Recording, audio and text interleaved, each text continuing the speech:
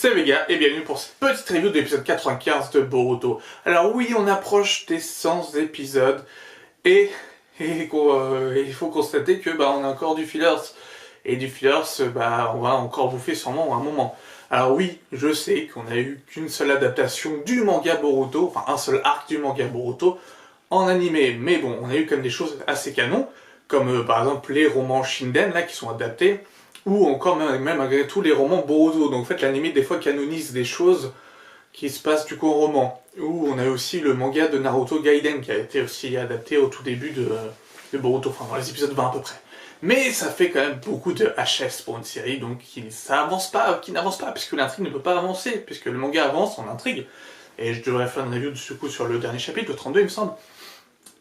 Et l'histoire ne doit pas non plus dépasser le manga. Du coup, ils attendent vraiment que le manga prenne une grande avance.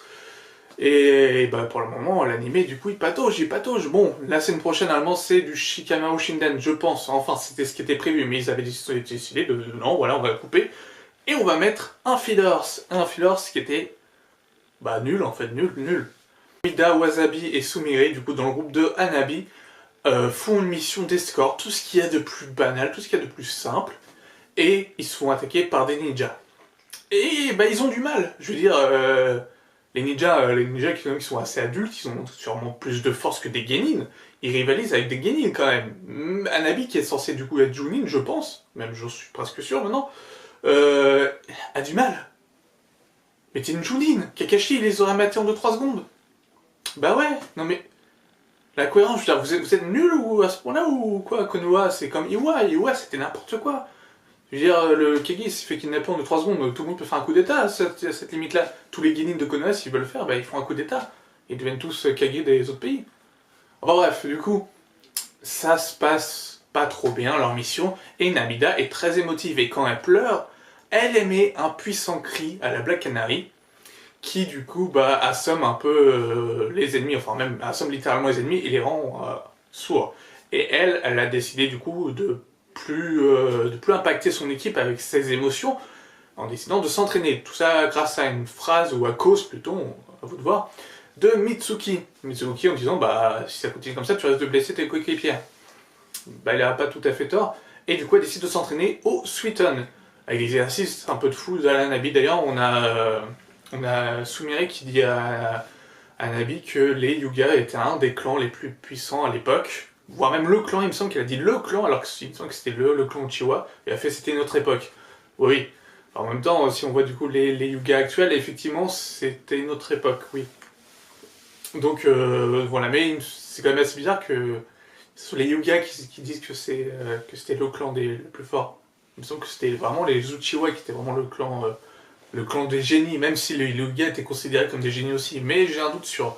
C'est peut-être une mauvaise traduction, mais j'ai un doute sur ça quand même, parce que du coup, en disant le clan, peut-être en faisant partie des clans les plus puissants, oui, mais pas le clan le plus puissant, ou le plus fort, ou le plus craint, comme vous voulez. Donc bref, du coup, elle veut surmonter ses émotions, et on a le droit à un entraînement assez vide, où elle apprend du coup le Suiton. À faire une sorte de Katon, mais version Suiton. Et je veux dire, avec un Suiton, tu peux pas faire basculer un tronc d'arbre, enfin je sais pas. L'entraînement était assez bizarre, ou voir un jet d'eau, en fait c'était un arrosoir. Elle s'est totalement transformée en arrosoir, du coup, pardon. Et du coup, à la fin de son entraînement, elle sait maîtriser un peu le Suiton, et grâce au conseil du coup de Hanabi, et ils refont une mission d'escorte. Alors forcément, les villageois, qu'est-ce qu'ils se font? Les villageois, ils sont pas rassurés. Ils veulent pas se faire escorter par eux, parce qu'ils savent très bien comment ça va se finir. Ils vont totalement claquer et KO après. Mais bon, ils ont pas le choix. Et il y en a un qui doit apporter du coup un rouleau du premier Hokage, qui a été fait par le premier Hokage, donc il doit avoir des pépettes. Voilà, donc ils y vont. Et encore à constater que Hanabi ne fait pas le poids face à des ninjas renégats qui sont bof, et que les genin, oui, font le poids. Et on voit que du coup, forcément, comme de par hasard, c'est des personnes qui maîtrisent les clonakeux. Voilà, du coup, le Suiton est totalement inefficace. Du coup, Namida n'a pas d'autre choix que de pleurer et de canaliser son chakra grâce au conseil de son sensei pour pouvoir faire un ultra laser. Ah, littéralement, c'était un ultra laser, c'était incroyable, incroyablement puissant, même surcheaté. Et c'était vraiment un gros ultra laser qu'elle a pu canaliser, et après, vu qu'elle n'a plus de chakra, comme Ultra Laser, elle est obligée d'attendre un tour. Non, franchement, bon, bref. Voilà, donc du coup, le deuxième Ultra Laser, ça a mis KO le chef des bandits, et tout le monde est content, et Namida va s'entraîner encore plus fort qu'avant. Voilà, c'était un peu le résumé de l'épisode.